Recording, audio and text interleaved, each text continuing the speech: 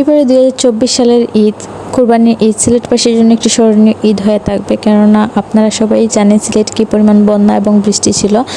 আর এইসবের মধ্যে আমরা কিভাবে ঈদ উদযাপন করলাম তাই নিয়ে থাকছে আজকের ভিডিওটি। সো হ্যালো এভরিওয়ান, আসসালামু আলাইকুম। This is Ayesha from Ayesha's world. Welcome back to my another new video.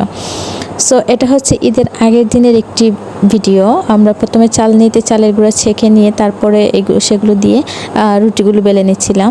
আর দেখতেই পাচ্ছেন আমার হাতের রুটিগুলো অনেক গুলগুলি হয়, মাশাল্লাহ বলতে ভুলবেন না কেউ। আমরা অনেকগুলো রুটি বেলে রেখে দিয়েছিলাম যাতে আমরা 2-3 দিন বড়া খেতে পারি। তারপরে এগুলোকে হালকা সেঁকে নিচ্ছিলাম যাতে পরবর্তীতে এগুলো ভেঙে না যায় বা নষ্ট না হয়ে যায় সেজন্য। তারপরে আমরা তৈরি করেছিলাম সিলেটের মোস্ট ট্রেডিশনাল একটি পিঠা, যাকে আমরা নুনগড়া বলি। অনেকে এটাকে মশলার পিঠাও বলে থাকেন, কারণ বিভিন্ন ধরনের মশলা দিয়ে এই পিঠাটি তৈরি হয় বলে।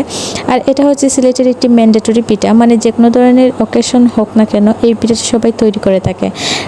এটা তৈরি করা যেমন সহজ, খেতেও অনেক টেস্টি হয়। কার কার বাসায় এই ভিডিওটি তৈরি হয়েছে কমেন্ট করে জানাবেন। আর কে কোন জেলা থেকে আমার ভিডিওটি দেখতে পাচ্ছেন সেটাও জানাবেন, কারণ আমিও দেখতে চাই কোন কোন জেলার মানুষ আমার ভিডিওটি দেখে। এবার ভেবেছিলাম ঈদে আপনাদের জন্য একটি পূর্ণাঙ্গ ব্লগ নিয়ে হাজির হব, কিন্তু কিসের কি কিছুই করা হয়ে ওঠেনি।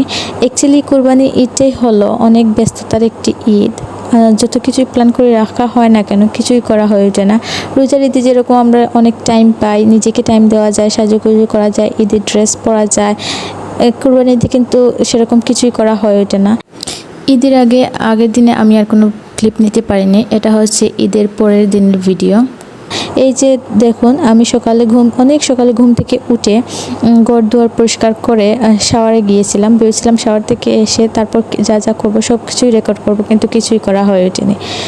তাও যতটুকু পেরেছি আপনাদের জন্য তাই রেকর্ড করেছি।